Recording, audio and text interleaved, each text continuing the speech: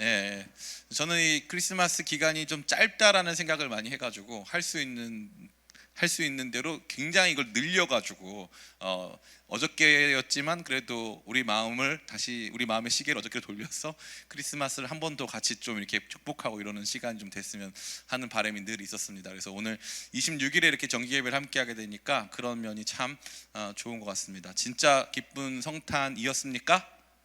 네, 여러분 모두에게 그런 시간이었기를 간절히 바랍니다. 오늘 말씀은 하나님께서 우리에게 원하시는 삶이 무엇인가 함께 생각해 보기를 원하는데요.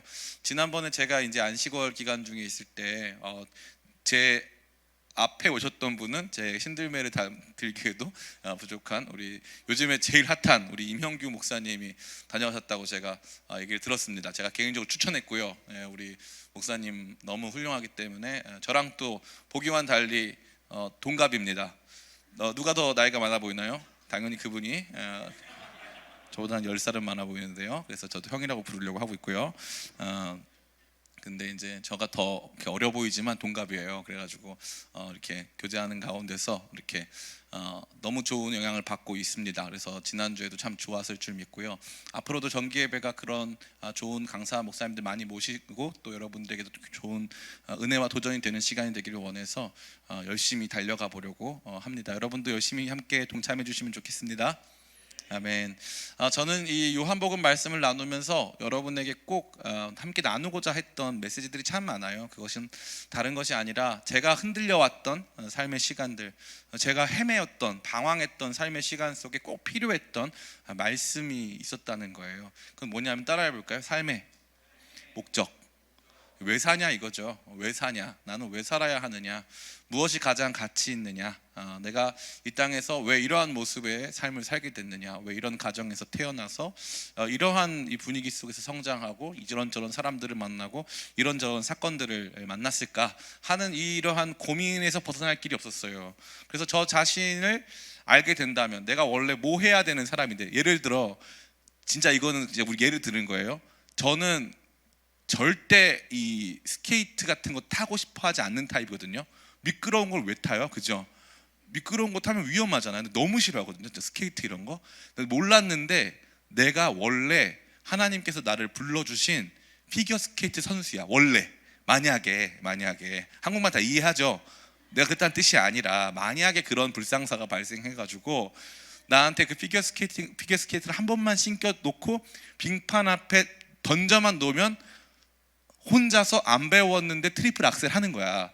예를 들면 막 돌고 난리 난 거지. 그러고서 막 1등 하는 거야. 근데 나는 평생 그걸 모르고 산 거야. 그런 일이 발생하면 비참할까요, 안 할까요? 그거는 철저히 여러분들이 타인의 시선이기 때문이에요. 그죠? 타인의 시선이기 때문에 야, 너 알고 봤더니 그런 재능이 있었는데 그거 없었으니까 너무 불행하다. 근데 모두 각자 우리는 우리의 삶을 살잖아요. 그런 게 있는 줄도 모르고 내가 누구인지도 모르고, 그죠? 그게 바로 하나님께서 우리 각자에게 주신 맵이에요. 맵. 여러분에게 주신 게임 맵이란 말이에요. 그래서 안 보여. 그게 원래 보이면 반칙이야. 그래서 내가 먼 미래에 뭐가 될 줄 알고 하면은 반칙이라 이 말이에요. 그러니까 하나님께서는 그거 안 보여주신단 말이야. 안 보여주시는데 이제 어쩔 때 내가 그런 걸 발견하게 되고 알게 되면 삶이 조금 쉬울까 어려울까? 생각보다 그나마 고민을 덜 해도 되잖아요. 그런 과정을 좀 덜 가져도 되잖아. 그러니까 우리 삶이 결국 뭐였는가? 결국 어떻게 살아야 잘 살았는가? 내가 내 인생에서 이 정말 도달해야 될 지점이 어디였는가? 이걸 아는 게 진짜 인생을 그나마 쉽게, 그나마 조금이라도 덜 낭비적으로 살 수 있는 길임을 제가 많은 시간을 돌아오면서 알게 된 거예요. 아마도 여러분들 중에는 그러한 삶의 시간들을 지나고 있는 분들이 많을 거예요. 20대 초반만 하더라도 아직 내 삶은 충분히 열려 있으니까 난 뭐라도 될 수 있어. 근데 이제 한번 뭘 거쳤죠? 대학 입시를 거쳤죠. 대학 입시를 거치면서 나름대로 우리가 나는 이 정도 수준의 사람인 것 같아. 나는 이런 정도의 사람인 것 같아. 혹은 나는 이러한 전공 속에서 공부해 봤는데 이게 나한테 적성이 잘 안 맞았어. 뭐 이런 등등의 생각들이 우리 가운데 있단 말이에요. 그러니까 우리는 우리 각자에 대한 여러 가지 평가를 갖고 있단 말이죠. 그럼 평가의 기준은 누가 준 거예요? 평가의 기준은 누가 줬어요? 어떤 삶이 멋지고 근사한 삶인지 그거 누가 줬냔 말이에요. 누가 주는 줄 알아요? 드라마가 줘요. 재벌집 막내 아들. 대박 사건. 나는 왜 저런 대벌집 막내 아들이 아닐까? 그죠? 그 갑자기 드라마에서 나에 대해서 말을 해준다니까. 난 누구네 집 아들인가? 저도 막내 아들이거든요. 그냥 막내 아들. 죄송합니다. 그 무슨 의미야, 그죠? 앞에 재벌집이 붙으니까 갑자기 이렇게 뭐 의미가 되게 풍성해지잖아요, 그죠? 갑자기 우리 삶이 저거 되는 거예요. 내가 얼만큼의 돈이 있는가? 내가 어느 정도의 학력이 있는가? 여러분 놀랍게도요, 공부는 유전입니다. 여러분이 공부 못하는 건 여러분 책임이 아니에요. 네, 놀랍죠? 네. 부모님께 말씀드리지 마세요. 마음 아파하시니까요. 너무 재밌어요. 공부 다 유전이에요. 네. 제가 아는 어떤 교수님이 계신데, 교수님이랑 저랑 이제 되게 친했기 때문에 식사를 같이 많이 하고 대화를 많이 했어요. 교수님 공부를 굉장히 잘하셨어요. 그래가지고 이제 저한테 비밀을 말씀해 주셨는데 이렇게 말씀하시더라고요. 내가 사실 IQ가 88이라는 거예요. IQ가 88인데 공부를 얼마나 잘하냐면은, 이 교수님은 이제 처음부터 신학의 뜻이 있어가지고 아예 그냥 신학과로 추석으로 딱 들어와가지고 이제 그냥 신학을 쭉 가셨는데, 공부를 얼마나 잘하냐면 동생이 있어요. 동생이 모 대학의 교수님이십니다, 현재. 여기도 그 대학의 학생들이 있을 수도 있어요. 여러분이 아는 교수님일 수도 있어요. 모 대학의 교수님인데, 이 20살 때 재수를 하게 됐어요. 동생이 재수를 하게 됐는데, 이제 종로학원이라고 그 당시에는 이제 입시학원 중에 이제 탑이에요, 탑. 근데 거기에는 그 당시에도 1980년대에도 서울대 반, 연세대 반, 고려대 반이 따로 있어요. 근데 이 동생 교수님이 서울대 반에 너무 가고 싶은 거예요. 근데 이거는 국가고시는 아니잖아요. 그러니까 서울대 반에 갈 때도 시험 보고 들어가거든요. 그러면은 어차피 국가고시가 아니기 때문에 뭐 이렇게 민증 내는 것도 아니고 그냥 시험 보는 거예요. 그러니까 형한테 가서 이 IQ 88짜리 형님 교수님한테 가가지고, 형 미안한데 내가 공부 열심히 하려고 하는 거니까 종로학원 가서 나 대신 서울대 반 시험을 봐달라 이거예요. 그럼 그 당시에 형 교수님은 대학교 2학년, 수능 다 안 본 지 오래됐고, 수능도 아니었죠. 그 당시 수능도 아니었어요. 근데 그거 안 본 지도 오래됐는데 대학교 2학년짜리가 가가지고 이제 시험을 보는 거예요. 종로 형이 대신 봐준 거예요. 형이 대신 봐서, 형은 공부 하나도 안 하고 가서 대신 봐가지고 서울대반에 바로 들어갔어요. 그래서 동생 교수님이 이제 서울대반 들어가가지고 그다음에 또 중학교 나와가지고 교수님 되셨는데, 이 너무 놀라운 게 공부를 너무 잘하죠. 근데 IQ가 몇이다? 88. IQ랑 공부랑 상관이 있긴 있는데 결정적이진 않아요. 그 제가 교수님하고 그런 얘기했어요. 그럼 공부 잘하려면 어떻게 해야 되냐 그랬더니 그분이 딱 한 말씀 하시더라고요. 공부 집중이었다는 거예요. 집중. 그 자리에 앉아서 5시간, 6시간을 한 과목만 공부할 수 있냐 이 말이에요. 자기는 그게 되더라는 거죠. 그러니까 뭐다? 재능이었다는 거예요. 재능. 이게 진짜 너무 재밌는 거예요. 내가 이 땅에 왜 태어났는지. 저는 늘 그 고민을 많이 했는데, 제가 얼굴이 너무 까맣잖아요. 어저껜가 목욕탕 갔는데 제가 속살이 하얀 거예요. 나 아픈가? 웃지 마 진짜. 당신들도 다 비슷할 수 있어. 난 원래 안 해도 까맸거든요. 속살이 많이 하얘진 거야. 얼굴만 너무 까만 거야. 그래서 막 이거 뭐지? 막 마음이 되게 안 좋더라고요. 아픈가? 막 이런, 암인가? 막 이런 생각 들기도 하고, 예수님을 암? 뭐 이런 건가? 진짜 아재 개그 있잖아. 이것도 우리 매형이 미국 사람이거든. 40살 넘어가면 국적을 초월해서 아재 개그 다 해요. 진짜 부르시면 다 해. 되게 자연스러운 거야 이거. 어찌 됐건.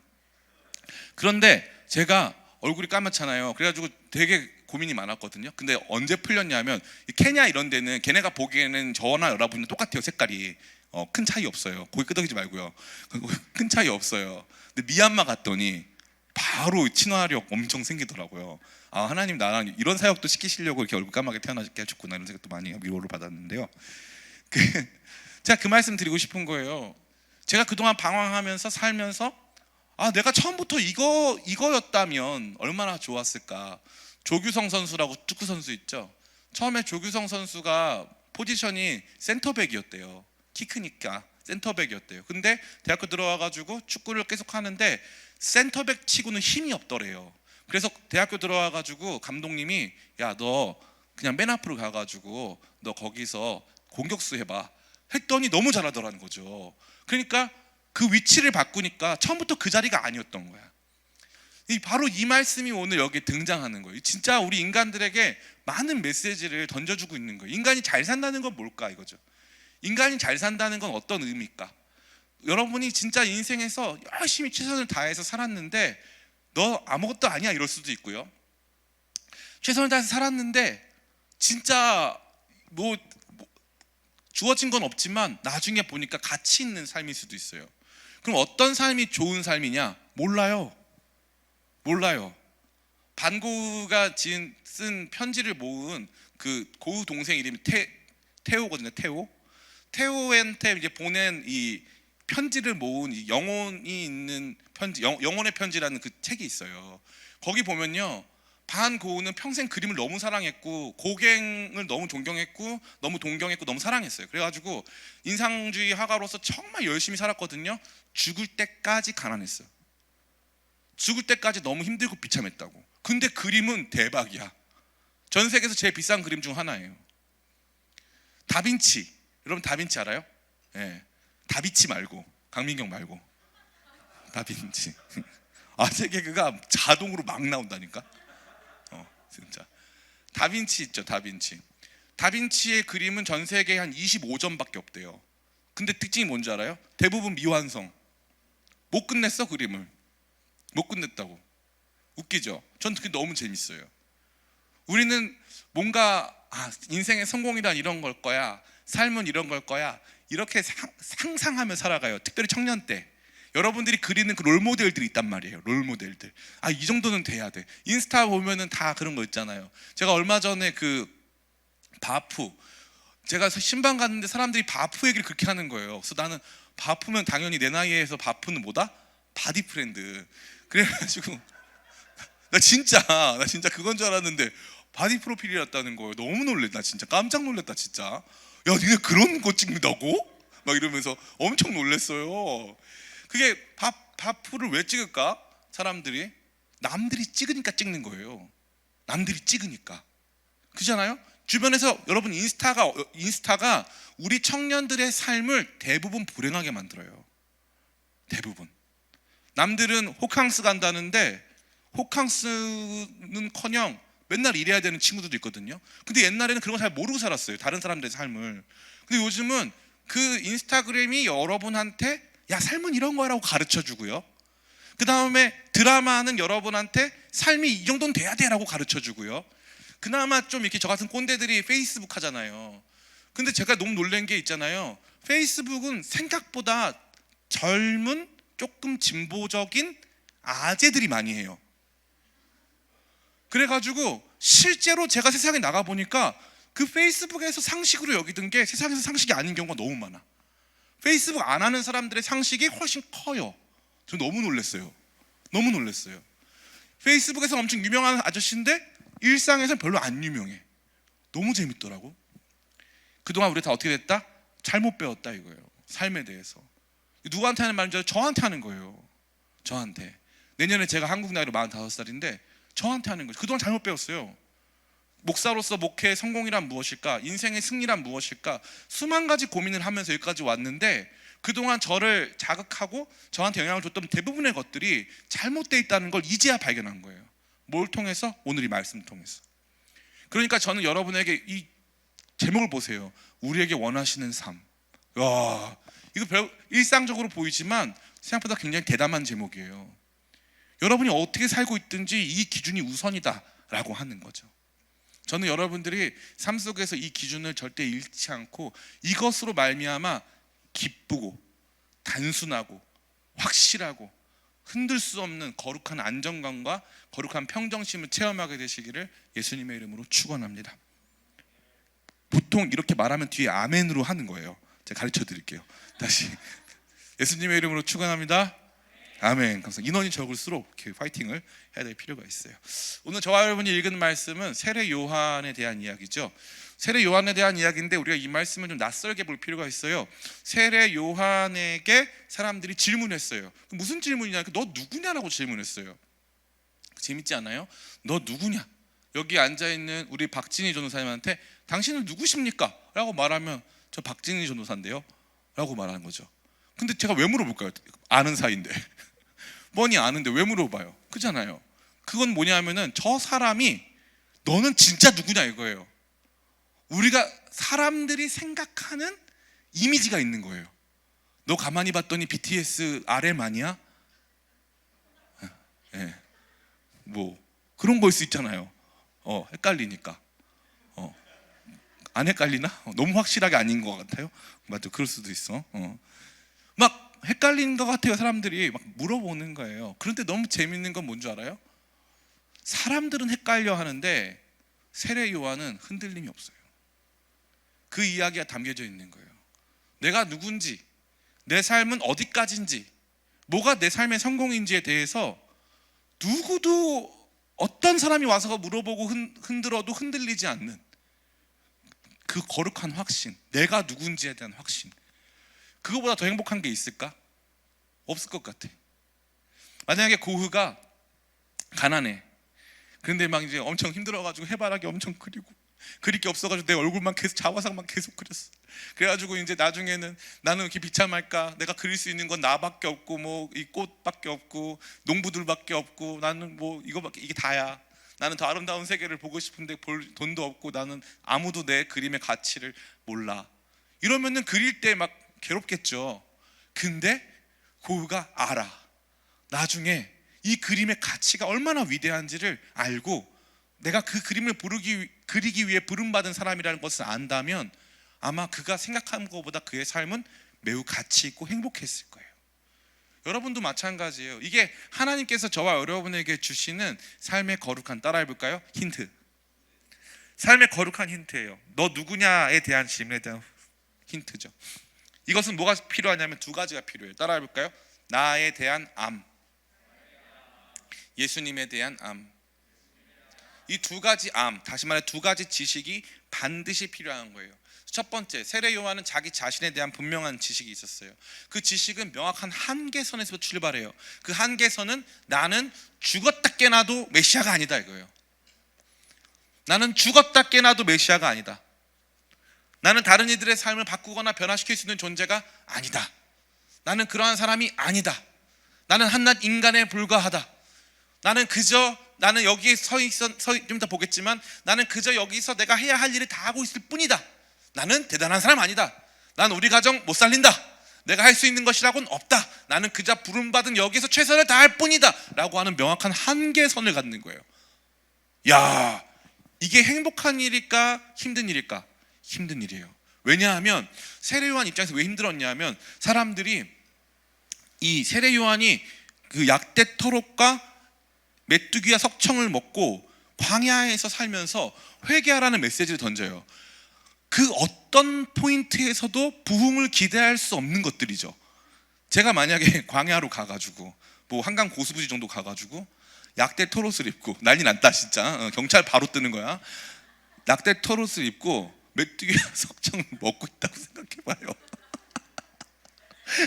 제가 생각해서 너무 싫은데 제가 근데 거기서 막대기 들고 다니면서 막 거기서 회개하라 천국 가까웠다고 그러는데 갑자기 사람들이 막 회개를 하고 막 따라다니고 막 선생님이라고 그러고 막 요한 막 이런 일이 벌어진다고 생각해봐요. 너무 이상하잖아. 너무 말도 안 되잖아. 근데 지금 세례 요한이 그러고 있는 상태야. 그럼 보세요. 어떤 포인트를 봐도 부흥될 가치가 없는, 부흥될 만한 그런 어떤 요소가 없는 그런 활동인데 사람들이 모여들고 수십 명이 모여들고 수백 명이 모여들고 수천 명이 모여들고 거기에 심지어 그 당시의 압제자들이었던 로마 군병들까지 와서 회개하는 거예요. 그러면 자기가 생각했을 때 자기가 조금 대단하다고 생각하지 않을까? 그죠? 저 같으면 대단하다고 생각할 것 같아요. 혹시 내가 메시아인가? 혹시 내가 메시아인가? 중세 시대에 무슨 전설이 있었냐면, 제가 뻥치는 거 아니니까 제가 지금부터 하는 말 여러분들이 자유롭게 구글링이나 이런 것도 검색해서 비교해 보세요. 제가 하는 말 전혀 뻥이 아니에요. 원래 뻥 잘 안 쳐요. 중세 시대 때 몽골 이 징기스칸이 이제 서방 원정을 하기 전에 중세 시대 때 무슨 전설이 있었냐면, 놀라지 마세요. 동방 요한 전설이 있어요. 동방에서 요한이라는 사람이 온다 이거예요. 그 메시아예요. 그 중세 시대의 메시아. 검색해보세요. 빨리 검색해봐요. 동방 요한의 전설. 특징이 뭔지 알아요? 동방에서 오고 얼굴이 까매요. 그 대박 사건이죠. 제가 이걸 고등학교 때 알게 됐어요. 나 진짜 농담하는 게 아니라 진짜라니까. 우리 누나랑 나랑 보면서 이게 혹시 내가 아닐까? 왜냐면 제가 아는 동방에서 요한 중에 제가 제일 까맣거든요. 진짜라니까. 나 진짜 나랑 안승찬이랑 둘이 제일 까매 진짜. 승찬이 느낄걸? 나 좋잖아요, 그죠? 나 되게 좋아하거든 승찬이. 나도 승찬이 엄청 좋아하고. 우리 둘이 진짜 많이 통하거든요. 아까 나한테 물 준 사람은 승찬이잖아요. 진짜. 얼굴 통하거든 우리 둘이. 동방 요한의 그 신드롬이 있었어요. 그러면 이제 이런 거지. 바보 같지만 아직 내가 청소년 때지만 남보다 머리도 좋은 것 같고 뭔가 할 수 있는 사람인 것 같으니까 혹시 내가 그런 사람 아닌가? 그런 상상이 들어올 수 있다는 거예요. 이상한 종류의 공명심이나 또 자기에 대한 알 수 없는 기대감 같은 것들이 가질 수 있는 거죠. 내가 생각보다 대단하고 위대한 사람이 될 수 있다라고 하는 생각이 있을 수 있는 거예요. 세례 요한은 그게 있다 없다? 없다. 없다. 여러분에게도 똑같은 생각과 마음이 주어져야 돼요. 여러분 하나님 아니에요. 전지전능 컴플렉스, 슈퍼맨 컴플렉스 다 버려야 돼요. 여러분은 그저 한낱 인간에 불과해. 구원받은 죄인에 불과해. 내가 할 수 있는 것이라곤 하나님께서 내게 원하셔서 시킨 일에 불과하다 이 말이에요. 저 지나온 삶의 모든 실패가 여기에 있었어요. 제가 그랬어요. 처음에 어떤 교회 부서에 딱 부임하면서 주님, 저는 여기 이 부서에 있는 아이들 중에 단 한 명도 잃어버리지 않겠습니다. 다윗이 자신의 양떼를 지키기 위해서 어린 양 한 마리를 사자나 곰이 와서 가져가면 달려가서 사자의 이빨에서 곰의 발톱에서 어린 양을 구출해 오고 사자를 죽였습니다. 저는 그 양을 한 마리도 잃어버리지 않았습니다. 그래서 제가 신학교에서 배울 때 뭐라고 배웠냐면은 이게 다윗과 사울의 차이라는 거예요. 다윗은 단 한 번도 양떼를 잃어버려 본 적이 없고 사울은 자기 당나귀도 잃어버리는 사람이 사울이다 이 말이에요. 그래서 나는 기도했지. 주님, 저는 진짜 양 한 마리도 잃어버리지 않겠습니다. 저 보여드리겠습니다. 최선을 다하겠습니다. 저 이러고 시작했어요 사역을. 놀랍게도 막 부흥이 일어나는 거예요. 중등부 처음 갔는데 한 20몇 명 나오던 게 막 50명으로 부흥하고, 제가 처음에 갔을 때 15명 나오던 고등부가 2년 만에 60명으로 부흥하는 거예요. 근데 애들이 막 전도를 막 해오고 막 엄청난 변화가 일어나고 그 중에 20명 데리고 제가 인도로 선교 갔다 왔어. 제 결과를 말씀드릴게요. 그 사역이 끝나고 지금 한 10년 지났거든요. 걔네 중에 교회 다니는 애가 손에 꼽아요. 다 잃어버렸어. 와, 나 어떡하지? 대박이죠. 교회를 개척했어요. 지금까지 제가 기쁨의 교회 개척해가지고 여지껏까지 우리 교회에 다녀간 사람 숫자를 세봤어. 600 몇십 명이야. 600 몇십 명. 그 중에 뭐 신학생들 중에 왔다 간 사람도 있고 뭐 예송이도 있었고 뭐 그런 사람들도 진짜 많았지만, 어떤 분들은 진짜 거의 생명을 걸고 우리 교회까지 오셨는데 저한테 실망해서 떠나보신 분들이 계세요. 작년에만 해도 수십 명이 떠났어. 근데 올해 또 수십 명이 와가지고 인원이 또 또이네. 좀 늘었어. 그때 목사가 어떤 줄 알아요? 행복할 것 같죠? 그 목사를 무슨 괴물로 보는 거예요. 아니에요. 뭐지? 싶어요. 이거 지금 뭐지? 저한테 기쁘냐고요? 아니요. 10년 해보니까, 이런 사역들을 뭐 10년 15년 해보니까 기쁜 게 아니라 이게 뭐지? 혼란스러워. 이상한 영웅 심리로 이상한 하나님과 함께해서 내가 뭐 대단한 일을 할 수 있는 사람인 것처럼 꿈꾸면서 시작을 해가지고 하나님이 저를 보게 하시는 거예요. 그리고 나서 성경을 읽어봤어요. 아브라함이요, 믿음이 없어요. 그래가지고 원래는 아들 주신다고 불렀기 때문에 원래는 하나님의 때까지 기다려야 되는데 못 기다려가지고 가나안 땅에 10주년 기념으로 하갈과 동침해가지고 이스마엘을 낳아요. 그게 다 믿음의 사람들의 모습이더라고요. 제가 그때 알았죠. 내가 위대해서가 아니라 하나님이 하시는 일이 위대해서 나를 쓰신 것 뿐이구나. 나는 그럴 수 있는 사람이 아니구나. 그때 제가 어땠는 줄 알아요? 제가 비참했을까요? 아니, 엄청 자유로워졌어요. 저는 양 한 마리도 잃지 않겠습니다. 제가 지금까지 잃어버린 양이 더 많아. 잃은 양 더 많아. 제가 가서 찾으러 가잖아요. 대박 사건 얘기해줄까요? 제가 그 잃어버린 양 찾으러 가잖아요. 양이 도망쳐. 깜짝 놀랐다. 예수님은 찾으러 가면 양을 찾아오시잖아요. 저는 찾으러 가면 양이 도망쳐. 이 중에 있는 사역자들, 우리 뭐 승수부터 해가지고 우리 사역자들 아마 다 경험할 거예요. 난 열심히 해가지고 했는데 가가지고 걔네 신방을 했더니 또 안녕히 계세요 안녕히 계세요 여러분 하고 떠나요. 청년 때부터 이 마인드를 버려야 돼요. 영웅심리, 이상한 컴플렉스들, 슈퍼맨 컴플렉스, 남을 위해서 뭔가 해야 될 것 같다라고 하는 생각들, 다 버려야 돼요. 일단 그거부터 걷어내고 시작해야 돼. 따라해볼까? 나는 메시아가 아니다.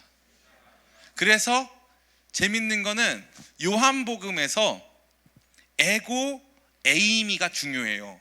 에고 에이미, 이게 무슨 뜻이냐 하면은 나는 있다란 뜻인데, 구약 성경으로 번역하면 이게 여호와란 뜻이고요. 이게 무슨 뜻이냐면 예수님이 바로 내가 누군가 자기 선언을 한단 말이에요. 그래가지고 요한복음은 에고 에이미가 굉장히 많이 등장하는데, 그 대표적인 게 7가지가 등장하는 거고, 그냥 에고 에이미라고 된 건 10번 등장해요. 따로 나다라고 할 때. 이게 왜 중요하냐면 원래 에고 에이미를 2개 쓰지 않고 그냥 에이미만 쓰면 그 자체가 에고 에이미예요. 근데 너무 놀랍게 거기다가 1인칭, 주격, 단수, 이거를 일부러 쓰는 거예요. 그런데 너무 재밌는 게 뭐냐면 여기서 세례 요한이 뭐라고 하냐면은 나는 아니라, 21절 또 묻되 그러면 누구냐? 내가 엘리야냐? 이르되 나는 아니라. 이게 바로 예수님은 에고 에이미, 세례 요한은 에고 우크 에이미 이렇게 되어 있어요. 나는 아니다. 주님께서 우리 가운데 원하시는 삶, 첫 번째, 나 자신에 대한 알매 부분에 있어서 첫 번째가 뭐냐 하면은, 따라해볼까요? 자기 부인. 우리 자신을 내려놓는 거예요. 철저히 그분의 도구로 올려드리는 거예요. 쉐이커스도 마찬가지예요. 쉐이커스도, 저는 그동안 쉐이커스가 진짜 역사의 중심이라 생각했거든요. 근데 아닌 것 같아요. 그걸 우리가 평가하고 판단할 수 있는 문제가 아니더라고. 우리는 우리 가운데 주어진 일을 그냥 하면 되는 거야.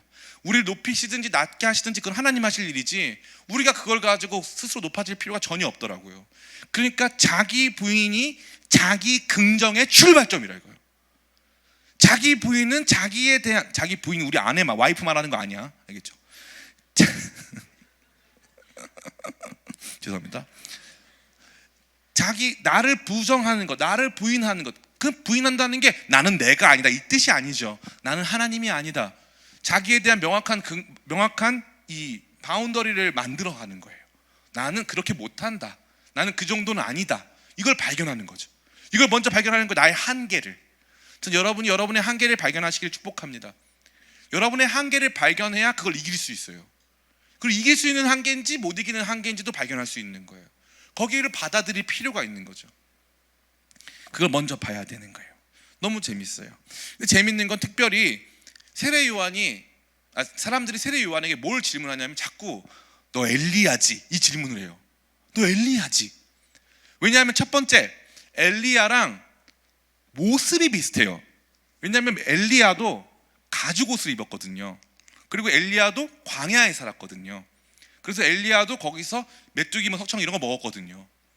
그렇기 때문에 모습이 되게 흡사하니까 일단 혹시 엘리야 아니에요? 너 그냥 세례 요한 아니지? 너 엘리야지? 너 뭔가 세례 요한보다 더 대단한 사람인 거지? 라고 물어보죠. 그런데 그것 때문만이 아니에요. 우리 말씀 한번 읽어볼까요? 말라기 4장 5에서 6절 준비됐나요? 역시 감사합니다. 우리 수고하는 미디어 팀에게 박수 한번 쳐주세요. 우리 예배 팀에게도. 오늘은 사운드가 너무 좋더라. 우리 이승수 만졌나요? 나 진짜 거기 오퍼레이터 부업 같은 거 하고 있는 건 아니죠 요즘에? 그런 건 아닌 것 같고요. 자, 말라기 4장 5절 6절 같이 한번 읽어보겠습니다. 시작. 보라, 여호와의 크고 두려운 날이 이르기 전에 내가 선지자 엘리야를 너희에게 보내리니 그가 아버지의 마음을 자녀에게로 돌이키게 하고 자녀들의 마음을 그들의 아버지에게로 돌이키게 하리라. 돌이키지 아니하면 두렵건대 내가 와서 저주로 그 땅을 칠까 하노라 하시니라. 아멘. 여기 보면 뭐라고 되어 있어요? 여호와의 크고 두려운 날이 이르기 전에 내가 선지자 엘리야를 너희에게 보내리니. 그러면 선지자 엘리야의 재림, 선지자 엘리야의 다시 옴이 확인이 되면 그거는 여호와의 크고 두려운 날이 곧 올 거란 사인이잖아요. 그잖아요. 이해되고 있죠 지금? 예. 그러니까 엘리야의 도래, 엘리야의 재림은 마지막 때 메시아 출현의 제일 중요한 근거요, 제일 중요한 사인이 되는 거예요. 그러니까 사람들이 이 세례 요한을 보면서 모습도 비슷하고 이 예언을 성취하는 것 같은 마음이 드는 거예요. 그럼 그것에 대해서 세례 요한은 뭐라고 했습니까? 아니라고 했죠. 나는 엘리야 아니다. 대박 사건인 거 보여줄까요? 우리 마태복음 11장 13절 14절. 마태복음 11장 13절 14절 같이 읽겠습니다. 시작. 모든 선지자와 율법이 예언한 것은 요한까지니 만일 너희가 즐겨 받을진대 오리라 한 엘리야가 곧 이 사람이라. 아멘. 대박 아니에요?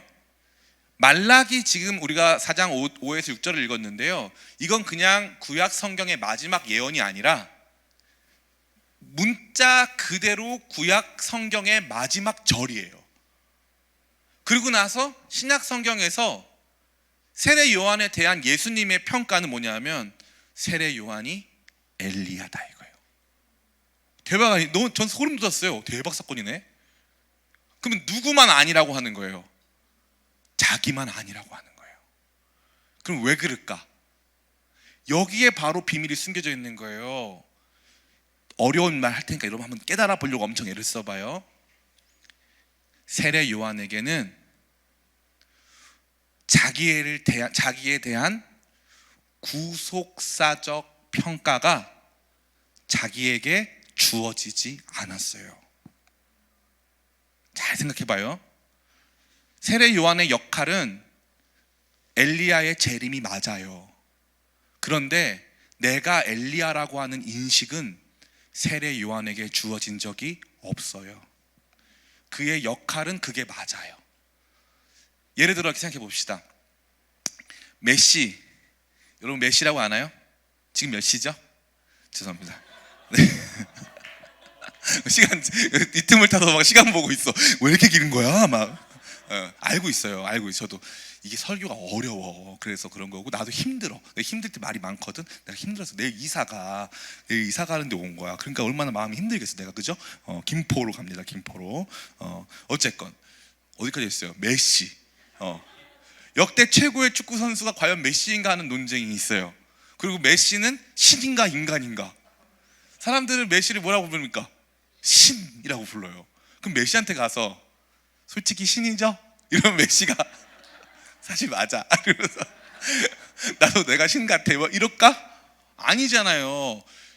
메시가 내가 축구 역사에서 제일 대단한 사람이야 생각할까? 솔직히 조금 그런 마음이 들 수도 있겠지만 메시도 집에 가면 화장실 가고요. 애기들이 메시랑 장난도 치고요. 인간이란 말이에요. 그러니까 사람들이 주는 그 관점 그대로 자기가 자기를 인식하고 있진 않다 이 말이에요. 이게 바로 세례 요한에게 그대로 적용된다 이거예요. 하나님 나라의 역사 속에 세례 요한의 그 의미의 중차대함은 말로 할 수 없는 거예요. 그 자신이 갖는 정말 상징적인 역할이 있단 말이에요. 근데 그것이 세례 요한에게는 주어진 적이 없다 이거죠. 반 고흐에게도 마찬가지예요. 인상파 화가에 있어서 반 고흐가 갖는 이 미술 역사에서 갖는 위상은 너무나도 큽니다. 제가요? 저 그때 굶어 죽을 뻔했는데요. 그때 제 그림을 알아보는 사람이 아무도 없었어요. 당신은 그런 사람입니다. 제가요? 이거 뭘 보는 줄 알아요? 하나님이 보시는 평가와 여러분 자신이 보는 평가가 다를 수밖에 없다 이 말이에요. 이걸 알아야 되는 거예요. 여러분이 내가 엘리야야. 잘 보세요. 당신이 엘리야입니까? 나 아닌데요? 예수님 뭐라고 말씀하세요? 너희가 즐겨받을진대 오리라 한 엘리야가 바로 요한이다. 소름이잖아요. 따라해 볼까요? 내 인생 내가 평가하고 판단할 수 없다. 자기 자신에 대한 삶의 출발은 바로 거기서 나오는 거예요. 여러분이 어떠한 삶을 살게 될런지, 여러분이 어떠한 영향을 미칠지, 여러분이 누구에게 어떠한 도움을 주게 될지 여러분 자신이 평가하고 판단할 수가 없어요. 이게 왜 중요하냐 하면은 자꾸 여러분이 여러분 자신을 평가하려고 하는데 수많은 시간을 할애하기 때문이에요. 여러분 자신은 그냥 두세요. 남들이 여러분을 아무리 높여도 거기에 신경 쓰지 마세요. 남들이 여러분을 아무리 밟아도 거기에 신경 쓰지 마세요. 이게 높아질 때만 문제가 아니에요. 낮아질 때도 문제가 되는 거예요. 나는 나로 살면 되는 거예요. 그런데 너무 이게 욕망 때문에 자꾸 왔다 갔다 하는 거예요. 이 정도는 되고 싶어. 난 이렇게 되고 싶어. 근데 내가 이런 사람이 아닌가 봐. 난 땅바닥인가 봐. 너 땅바닥은 아니야. 난 땅바닥인가 봐. 나 지하 2층인가 봐. 막 이러고 사는 거예요. 어쩔 때는 막 이 지상 50층 올라갔다가 어쩔 때는 지하 3층 내려가는 거예요. 세례 요한은 그런 게 없어요. 명확합니다. 나 그런 사람 아니다. 나한테는 그런 관점이 주어진 적이 없다. 나한테는 그러한 말씀이 주어진 적 없다. 나 그런 사람 아니다. 이게 저와 여러분들이 정말 깊이 마음에 가져야 할 그 마음이에요. 교만할 필요도 없고 그렇다고 여러분 비하할 필요도 없어요. 여러분은 여러분의 삶을 사는 거예요. 그냥 하나님 앞에서 주어진 삶을 사는 거예요. 그러면 주어진 삶이 무엇이냐? 세례 요한은 명확합니다. 말씀 같이 읽어볼까요? 23절. 두 가지인데 오늘 한 가지만 하고 끝낼게요. 제가 설교 너무 길게 했네요. 죄송합니다. 23절 같이 한번 읽어볼게요. 시작. 이르되 나는 선지자 이사야의 말과 같이 주의 길을 곧게 하라고 광야에서 외치는 자의 소리로라 하니라. 아멘. 다 끝났어요. 저를 보세요. 세례 요한은요 확실해요. 너 누구야? 저 이사야의 예언을 성취하는 광야에서 외치는 자의 소리입니다. 이게 얼마나 충격적인 거냐면요, 내가 광야에서 외치는 자입니다가 아니에요. 그래서 나는 구속사를 어느 정도 성취하는데 보탬이 되고 있는 그 인물이다 아니에요. 나는 그 소리다. 소리는 인격입니까? 비인격입니까? 비인격이에요. 소리는 비인격 체제잖아요. 소리가 오 소리님 이렇게 하지 않잖아요. 그렇게 아무도 안 하잖아요. 소리는 가치 중립적인 것이고 비인격이란 말이에요. 자기의 인격성이 드러나서는 안 된다는 거예요. 나라고 하는 그 가치가 막 드러내고 이런 게 아니에요. 나는 나를 뛰어넘는 메시지를 가진 존재라는 거예요. 그래서 내가 누구다? 나는 메시지다. 나는 소리다. 소리는 뭐냐 하면 울리고 공기를 쫙 울린 다음에 사라져요. 소리는 뭔지 알아요? 소리는 안 보여요. 내가 보이는 게 아니고 나를 통해 내가 전달할 메시지가 들리고 보이는 거예요. 나는 찰나적인 존재고 나라는 존재는 나라고 하는 그 인격성과 나의 이야기를 보여주는 것이 아니라 나를 통해 들려줘야 할 이야기가 있다 이 말이에요. 이게 내가 존재하는 이유입니다. 이것이 바로 세례 요한이 가진 확고불변하는 확고부동한 그의 정확한 자기 자신에 대한 알미예요. 이제 말씀 맞춰요. 이곳에 있는 우리 청년들, 여러분 왜 존재하는 줄 알아요? 하나님께서 여러분 왜 보내신 줄 알아요? 하나님께서 여러분 이 땅 가운데 보내사 여러분을 통해서 소리나게 하시는 거예요. 그러면 소리에는 뭐가 담기는 줄 알아요? 아까 우리 같이 노래 불렀잖아요. 그죠? 상한 자의 하나님, 약한 자의 친구. 재밌죠? 소리에는요 가사가 담기네요. 메시지가 담기네요. 그래서 그 울림을 주고 떠나는 거예요. 우리라고 하는 사람들이 주님의 멜로디가 되어 세상에 주님의 노래를 들려주고 우리는 사라지는 거예요. 이거는요 허무주의를 말하는 게 아니고요, 너무나도 가치 있는 삶이 무엇인가를 보여주는 거예요. 충만한 자기애와 도달해야 하는 어떠한 특정한 지점을 가진 객관화된 우리 모두가 같이 돌파해 나가야 할 어떠한 목표점을 가지고 살아가는 삶이 아닌 왜냐하면 이게 여러분들이 조금만 이성적으로 생각해 본다면 어떤 아이는 태어나서 몇 시간이 안 돼서 목숨을 잃어요. 어떤 사람은 장애를 입습니다. 어떤 사람들은요, 평생을 노력해도 부자가 될 수 없는 상황에 놓여진 사람들도 존재하는 거예요. 어떤 사람들은요, 태어날 때부터 재벌집 막내 아들로 태어났네요. 그러면 삶을 어떻게 평가할 수 있습니까? 삶은 그러한 종류의 상대평가일까요? 아니에요.